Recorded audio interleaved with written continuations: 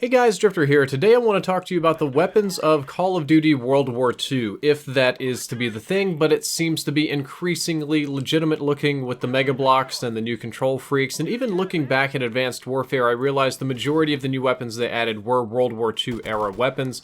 I'm playing right now in Modern Warfare Remastered with my World War II class of the MP44, which is the STG-44, and M1911, though I don't think I used the pistol very much, and in my initial video I said that I was very worried about the weapon variety in Call of Duty World War II, that if we're going back to World War II, then there's going to be a fixed or a finite certain amount of historical weapons, and then it would be better to do modern because it would kind of open up to near infinite weapons. But then I got to thinking and I realized there are actually a ton of weapons in World War II, perhaps the most of any war ever, and just to whet my curiosity, I went to the Wikipedia page and decided to look at the full list of weapons, and let's just say it was very, very impressive.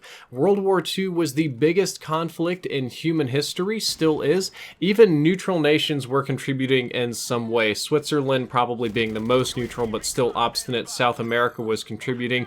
The Asian countries were fighting or supplying one another. There was very few countries that were truly uninvolved, and because of that, there were thousands of different types of weapons used, different experimental, local, regional. I mean, some of these weapons were still craftsman weapons left over from World War I, and there were many new weapons invented just for World War II, and even more right near the end of the war that saw very limited use, mostly out of Nazi Germany.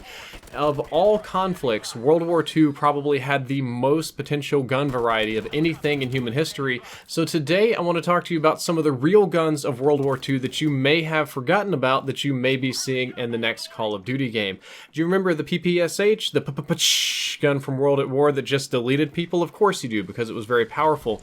But what about the Soviet PPS-43 SMG, sort of a smaller, more compact version? It is a real gun that was used. The US Army is well known for its use of the Thompson SMG, or Tommy gun, in World War II, but what about the M3a1 Grease Gun? That was probably more widely deployed in the Pacific Theater, and it got a ton of use in World War II, but isn't as well known. Very effective submachine gun. Be neat to see it brought back. The British Army Sten hasn't seen much love in Call of Duty games, except, you have the old World War II ones. They show up in the Black Ops 1 campaign, and again in Advanced Warfare multiplayer as a DLC weapon, but having a Sten back would be very fun. I used to love playing that in Wolfenstein.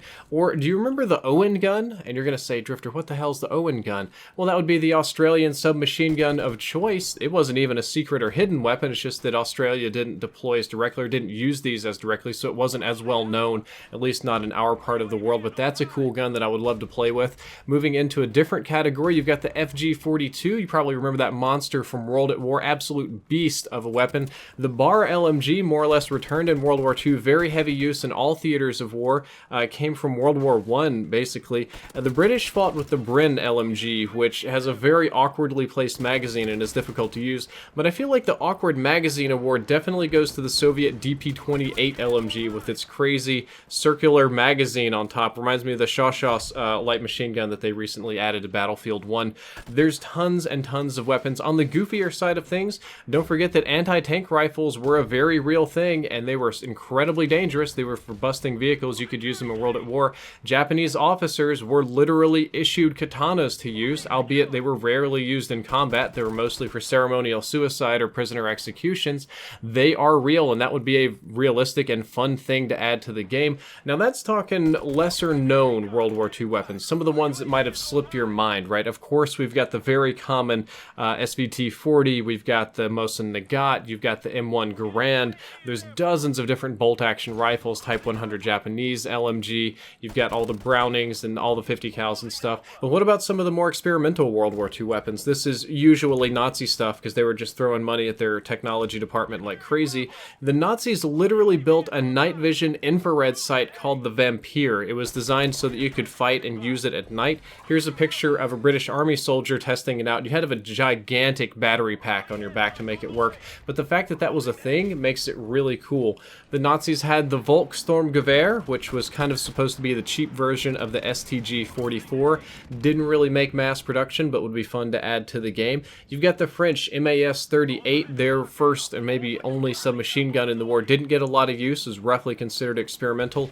Or a fun story about the 1942 Liberator Pistol, this little guy right here. They made these things for pennies out of super cheap pressed steel and drop them off by the thousands in Nazi-occupied France. I think it was only a single-shot pistol. It was super uncomfortable, not even remotely accurate, but it was designed to give to the French liberation so that they could use it to assassinate Nazi officers or soldiers that weren't paying attention. It was useless in a war, but super valuable to a resistance that didn't have hardly any actual weapons. So many interesting things you could do, and we all pretty much know that the next game is going to have supply drops or add-on content.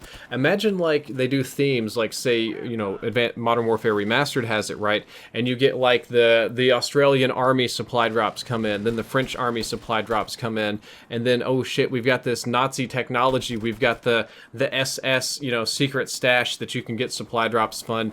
And while I'm not big on the supply drop model, things like that, or choosing what drop or what army you want to get your crates from or whatever, would make it significantly more fun and allow you to maybe narrow your search down if you're trying to unlock a certain thing. The point being that World War II has a metric boatload of guns. There's a lot of variety, a lot of fun things you can do with a little bit of creativity. Only downside is that they don't have a lot of what we'll call modern attachments, like extended mags, compensators, silencers, red dot sight, ACOG sight, variable sight, scanning sight. There's not so much of the stock attachment. Well, stock is a very standard one for weapons, or foregrips. It's not as attachment heavy, and you're definitely not... I think we might go back to those old aperture sights like World at War. They were really scratching right there. But there's tons of weapon variety, and I think that it can definitely be done right and be done very fun. Guys, that's all for today's video. I hope you enjoyed it. I hope you learned something useful. If you did, don't forget to like, favorite, and subscribe. Drifter out.